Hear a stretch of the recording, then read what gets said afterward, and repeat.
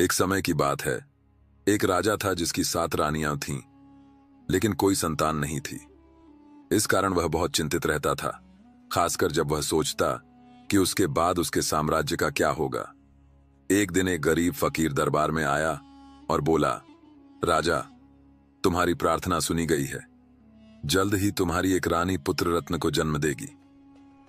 फकीर की बात सुनकर राजा बहुत प्रसन्न हुआ और उसने पूरे राज्य को इस शुभ अवसर की तैयारी करने का आदेश दिया। 7 रानियां विलासिता से भरे महलों में रहती थीं। सैकड़ों दासियां उनकी सेवा में लगी रहतीं और स्वादिष्ट भोजन व मिठाइयों की भरपूर व्यवस्था की गई थी। राजा को शिकार का बहुत शौक था।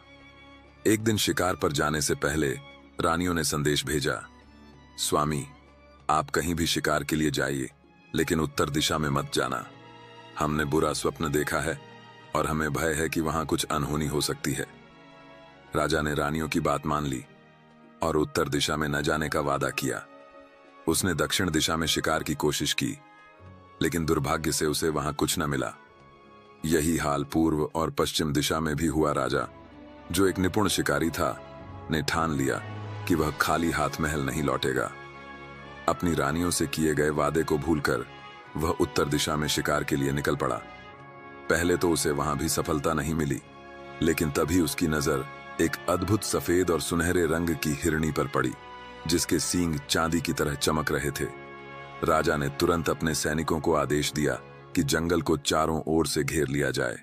हिरनी घेराबंदी में आ गई और जैसे ही राजा उसे पकड़ने आगे बढ़ा, उसने अचानक एक शक्तिशाली झटका देकर राजा को गिरा दिया और पहाड़ों की ओर भाग गई। राजा क्रोधित होकर अपने घोड़े पर सवार हुआ और पूरी गति से उसके पीछे दौड़ा, यहां तक कि उसके सभी सैनिक पीछे छूट गए।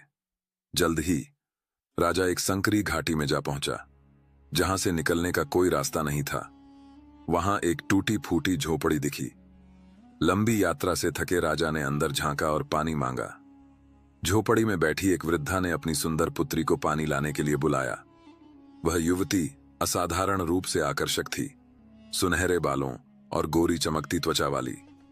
जब उसने राजा को पानी पिलाया तो राजा ने उसकी आंखों में देखा और तुरंत समझ गया कि यही वही हिरनी थी जिसका पीछा करते करते वह यहां तक पहुंचा था। राजा उस युवती के सौंदर्य पर मोहित हो गया और घुटनों के बल बैठकर विनती करने लगा कि वह उसकी दुल्हन बनकर महल चले। युवती मुस्कुराकर बोली, क्या तुम्हारी 7 रानियां पर्याप्त नहीं हैं? राजा ने अनुनय विनय किया और वचन दिया कि वह उसकी हर इच्छा पूरी करेगा। युवती ने कहा, अगर तुम मुझे अपनी 7 रानियों की